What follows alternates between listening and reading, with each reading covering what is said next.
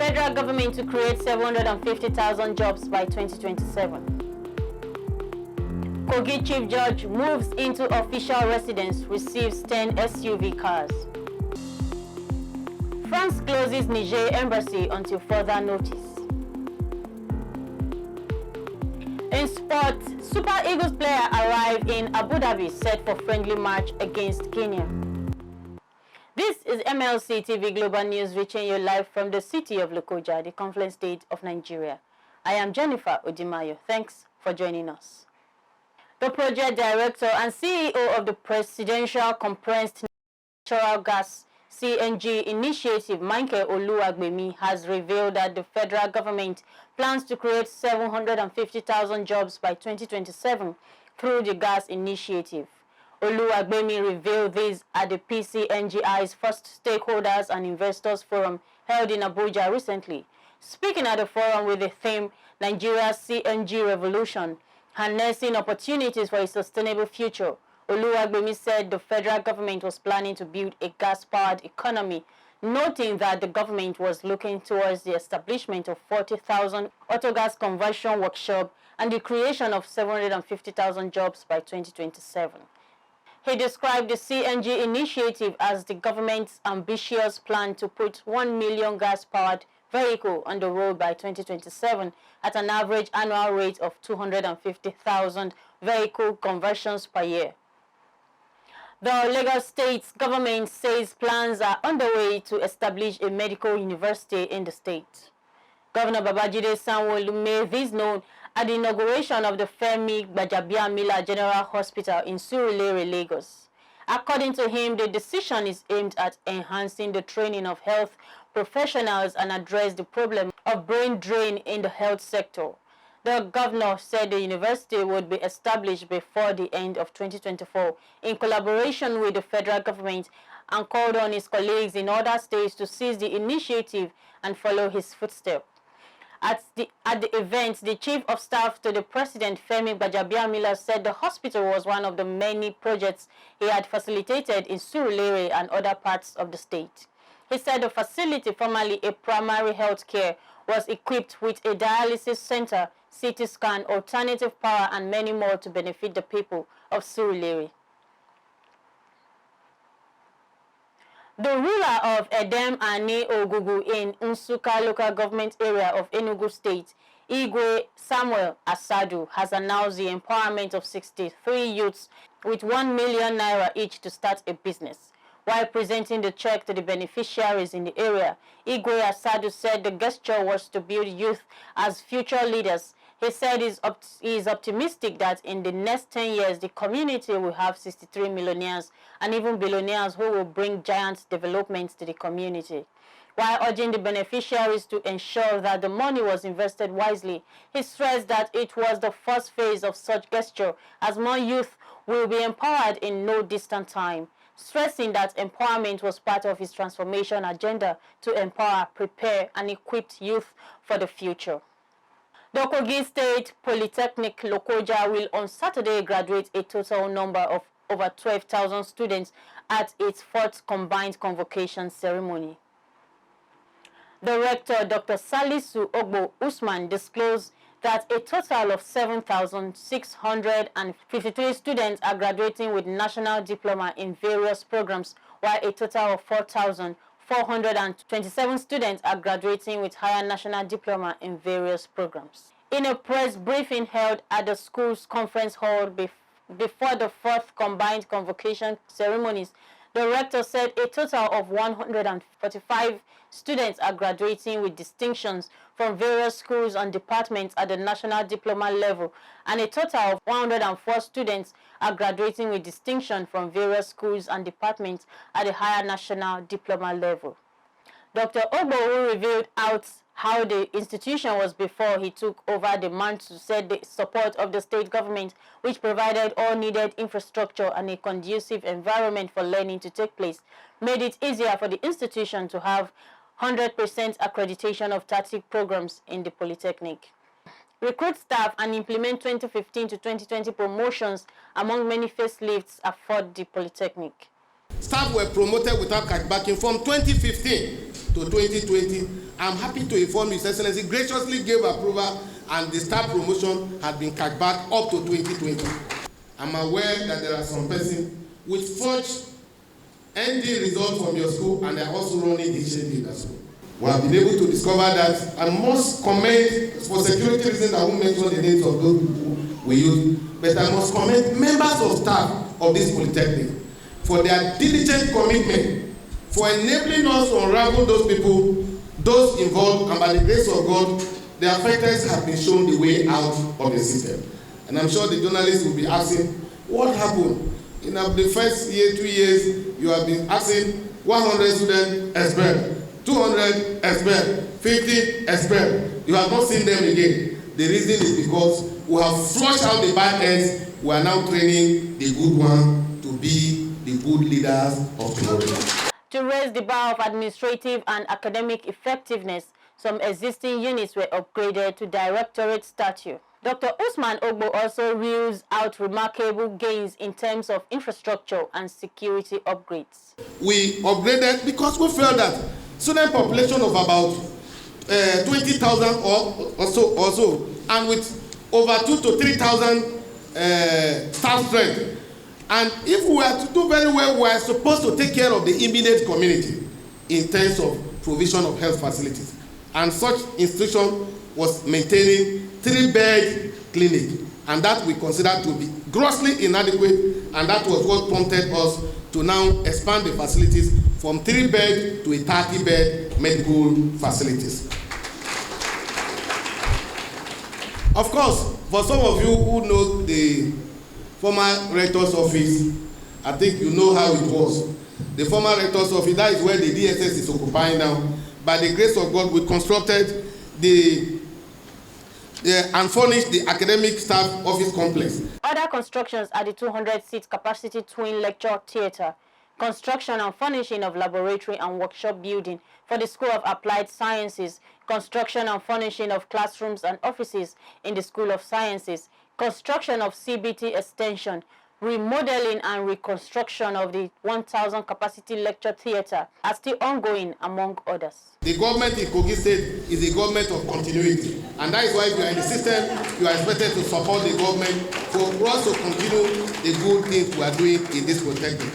He said with the active support of the state government, 129 resource persons and staff from the National Board for Technical Education visited the Polytechnic between the 4th to 8th of April 2022 for reaccreditation of the 30 due programs. The fourth combined convocation ceremonies include 2023-2014 to 2022-2023 sets of graduates. The last was in 2014.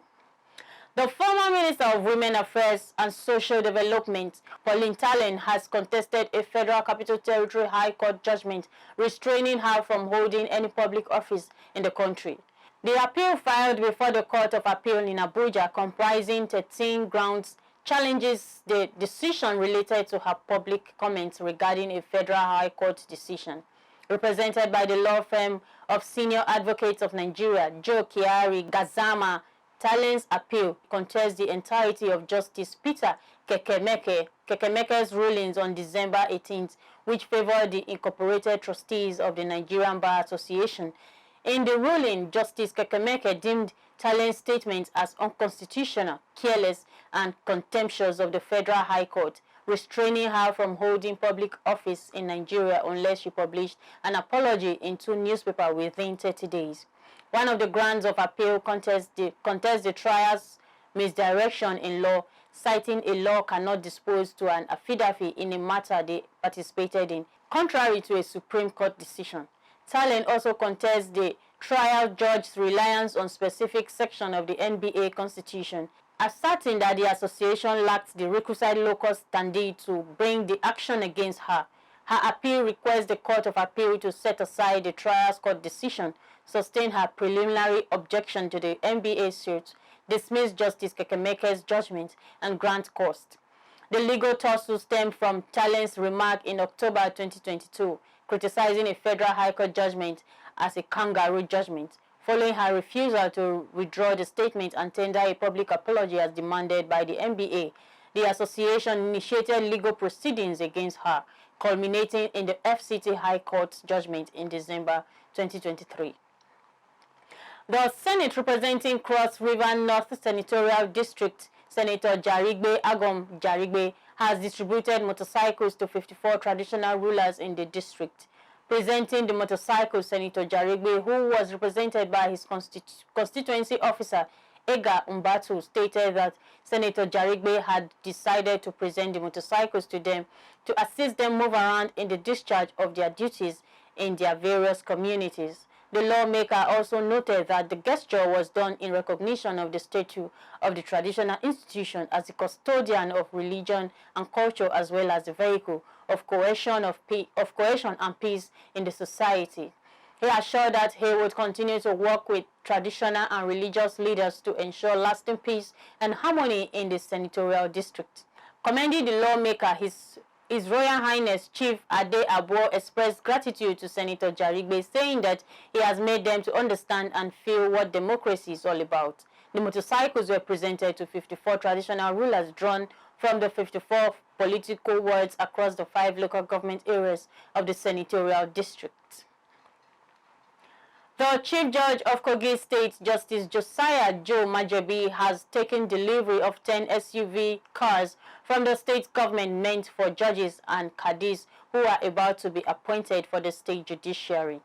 Majebi also recovered abandoned official residence, rehabilitates and moved in.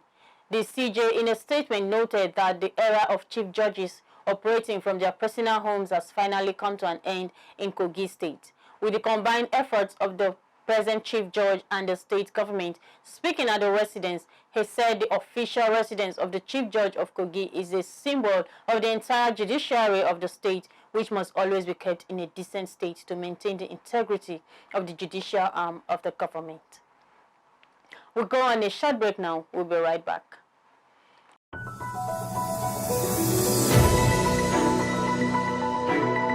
MLC TV Online is here. For your timely and reliable news that reaches you fast with the breaking news, choose MLC TV. Get human interest stories right here on MLC TV with entertainment, sports, business, culture, tourism, and fashion news stories all featured on MLC TV. Not forgetting political and current affairs news, state and federal government and people's matters will be discussed regularly on MLC TV. MLC TV, your one-stop online destination for unbiased, accurate news, entrepreneur ideas, and youth matters to the rest of the world. MLC TV, reaching everywhere, informing everyone.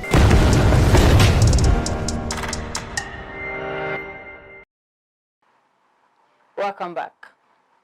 And on politics, the Central District Senatorial candidate of the Young Progressive Party YPP in Anambra State, Shinu Umi, is set to dump the party for the All Progressive Grand Alliance APGA.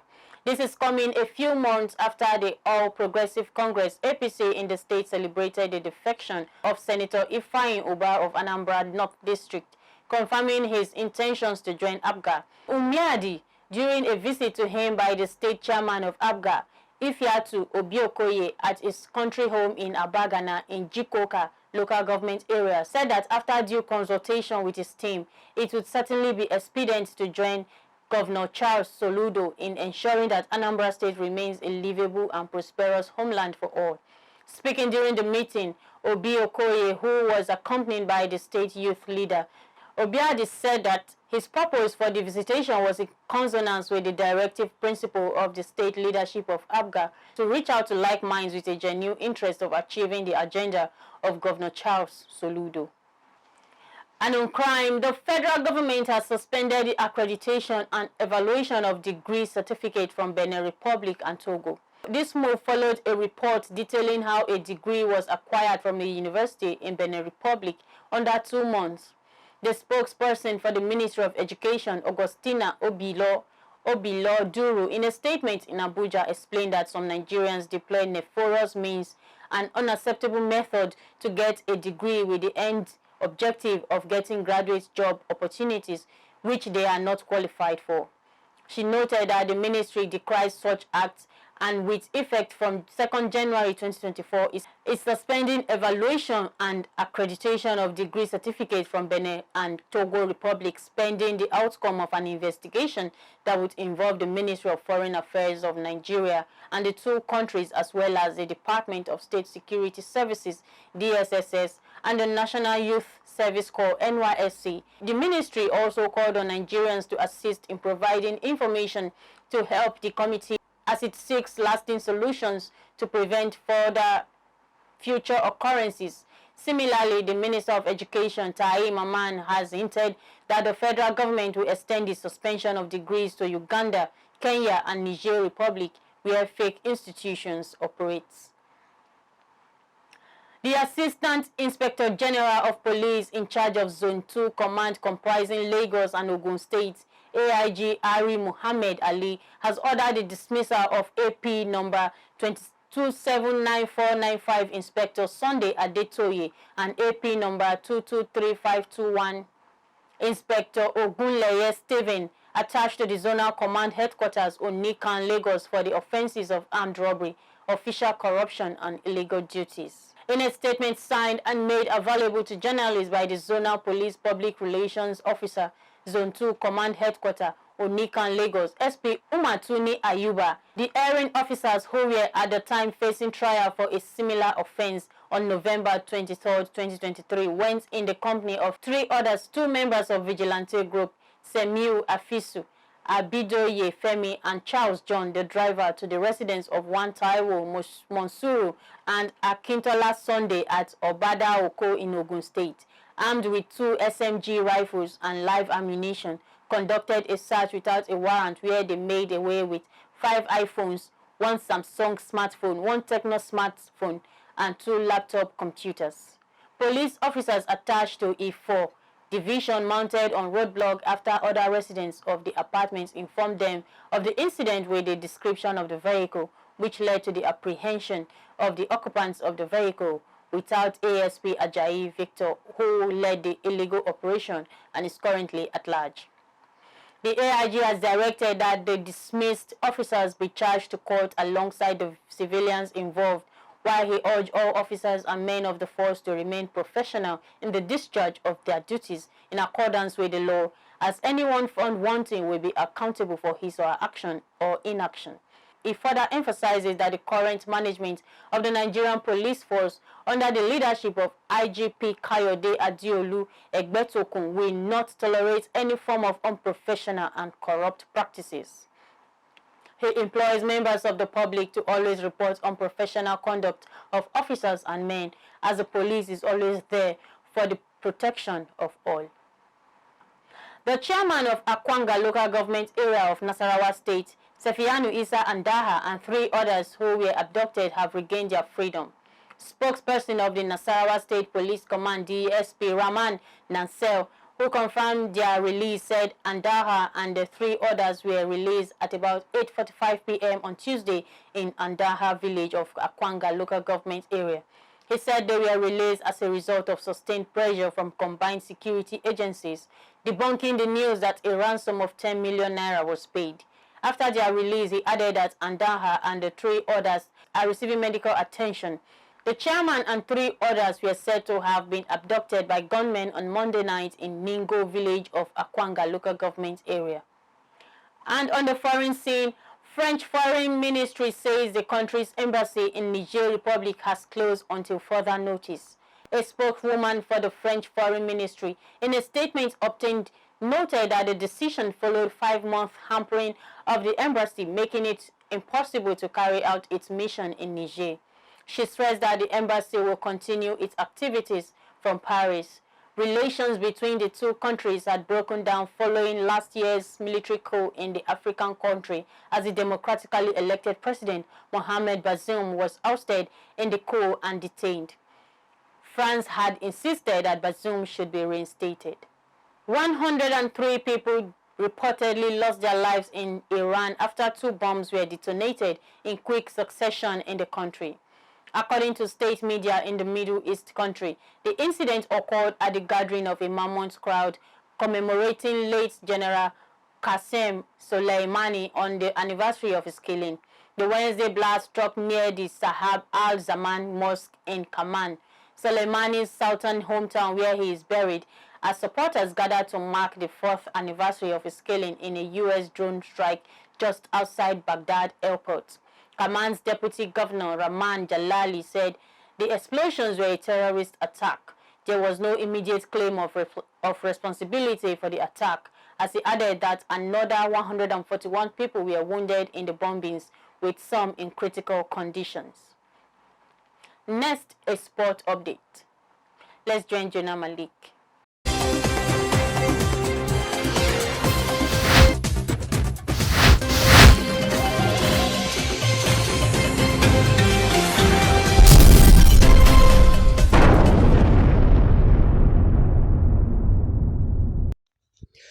Hello there, and glad to have you on Sports Update on MLC TV Global News. I am Jonah Malik. Thanks for joining me. 19 Super Eagles players out of 25 have reported to the team's camp in Abu Dhabi, United Arab Emirates, ahead of the 2023 AFCON, which will commence on January 13th. Some of them include Stanley Nwambili, the goalkeeper for Chippa United, and Samuel Chukwueze, the winger for AC Milan, were the latest Super Eagles player to arrive the camp.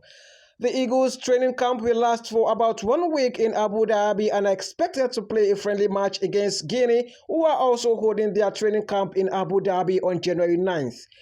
The Super Eagles are expected to arrive in Lagos on January 9th after the friendly match against Guinea to depart for Abidjan on January 10th. The team's media officer Babafemi Raji stated that the teams began preparation for AFCON event on Wednesday night. Nigeria will play their first Group A game against Equatorial Guinea on January 14th, their second game against the host Ivory Coast on January 18th, and their final group game against Guinea-Bissau on January 22nd.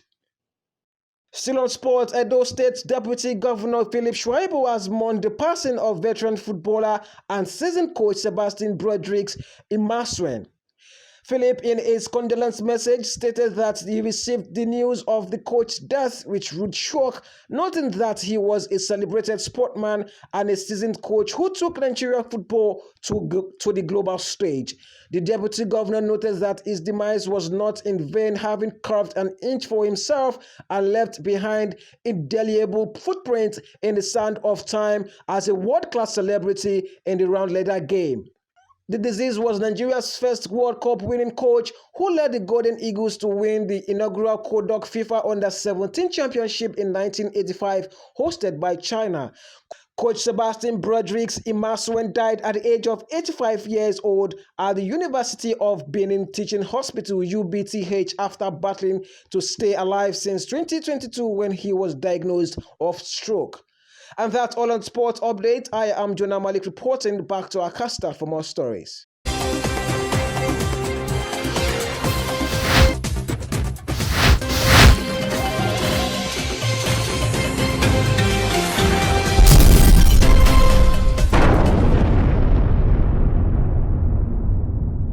Thanks for the update, Jonah. Over now to Joy Dada for the latest happenings in the entertainment world.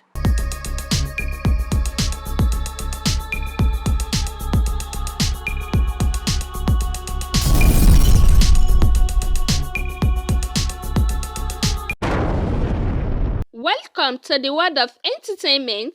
I am Joy Dada. The National Hospital Abuja has denied referring a veteran Nollywood actor Zakoji to a private hospital. This is contained in a statement signed by the NHS spokesman Tayo Hastrop on behalf of the Chief Medical Director. Recall that the veteran Nollywood actor fell ill and was admitted to the hospital. The hospital spokesman said the actor, who was brought in on New Year Eve and admitted to the intensive care unit, was stabilized and moved to the ENT ward. Hastrop added he was later transferred to the orthopedic ward where surgeons began preparing him for surgery. According to him, Living Against Medical Advice form, which urges relatives signed on January 1, 2024, voted up preparation for his surgery. He said the management of the hospital wished the veteran actor a speedy recovery. Veteran Nigeria entertainer Charles Chukwuemeka Opota, popularly known as Charlie Boy, has tackled Hannatu Musawa, the Minister of Arts, Culture and the Creative Economy, over her visit to Eli actor Zach Orji. Reports that the minister on Tuesday visited Oji at a private hospital in Abuja. Reacting to the visit in a post on X, Charlie Boy referred to Musawa as an attention seeker, noting that the ailing actor is the least of Nigeria's problems. He further questioned how the visit brings down the price of petrol or the rising cost of living in the country. Still an entertainment, Nigeria singer Harrison Tare Okiri, popularly known as Harry Song, has been appointed as executive assistant to the Delta State Governor Sheriff Obarewori on entertainment. The reggae blues crooner announced the news to his fans via his Instagram page recently, sharing a copy of his appointment letter. According to the letter, the appointment took effect from December 22, 2023. Expressing his gratitude to Governor Sheriff Oborewori, Harrison appreciated him for entrusting him with the office. He assured the governor and indigents of the state that he will make good use of his office. Veteran Yoruba actor Chief Adedeji Aderemi aka Baba Olofa Ina is dead. The 73-year-old actor was said to have died in his hometown of Ede. Chief Adedeji Aderemi, popularly known as Baba Olowe, was until his death the Saboloju of Edeland. He is a renowned name in the contemporary Yoruba theatre. He was born into the family of late Chief Abdulsalam Aderemi and late Madam Aisha Aderemi of Jagun Olukosi compound, Ede in Osun State, on 15th May 1950, during the reign of late Oba John Adetoyo Sela Oye, the then Timi of Edeland. The news of his death was announced by fellow actor Seidi Balogun via his Instagram handle. Meanwhile, the cause of his death is yet to be ascertained. May his soul rest in peace. Thanks for joining me, Joy Dada, reporting for MLC TV.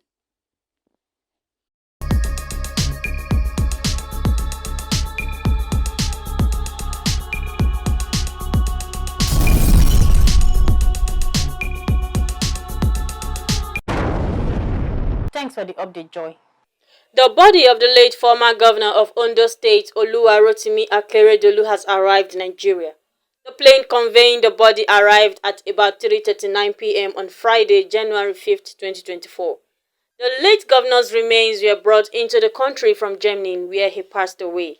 The body was received by his wife, Betty Anyanwu Akeredolu, his children and siblings led by Professor Wale Akeredolu, the immediate younger brother. Lagos State Governor Babajide Sanwo-Olu, represented by his Chief of Staff Tayo Ayinde, Ogun State Governor Dapo Abiodun, represented by the Secretary to the State Government Tokunbi Talabi, and representative of Osun State Governor Senator Demola Adeleke also joined in receiving the body. Chairman of the All Progressives Congress APC in Ondo State, Engineer Adetimehin, a member of the House of Representatives Boyega Adefarati, and some members of the Ondo State Executive Council led by the Secretary to the State Government, Oladunni Odun, were also present at the airport to receive the body of the former governor.